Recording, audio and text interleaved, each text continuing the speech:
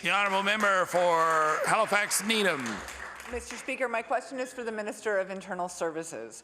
Yesterday at the Public Accounts Committee, we heard from Information and Privacy Commissioner Catherine Tully. Ms. Tully stated in no uncertain terms that our province's Freedom of Information and Protection of Privacy Act is obsolete. As she shared at the committee, when the law was written in 1993, there were only 130 websites in the world and Google did not exist.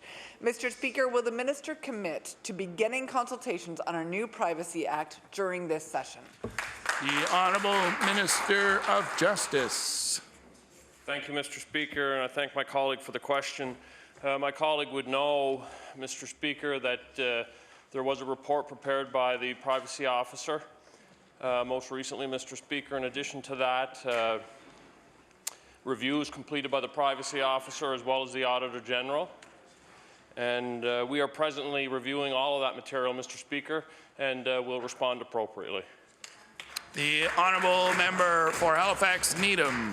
Mr. Speaker, Ms. Tully was very clear in her presentation yesterday. Unlike modern laws in other jurisdictions, our current Foipop law does not require the government to take action to prevent a data breach. Without updated legislation, Ms. Tully says Nova Scotians are left behind to wonder when the next breach will occur and if they will even hear about it. Thousands of records belonging to Nova Scotians were accessed through a web portal developed by the Department of Internal Services. Can the minister explain why updating privacy laws was not part of the department's action plan in response to this preventable and abject failure? The Honourable Minister of Justice. Thank you, Mr. Speaker. As I indicated in my earlier response, there are three elements, Mr. Speaker, that require extensive review. It's important that we do that, Mr. Speaker. To change legislation prior to review of the information that's been advanced would be premature.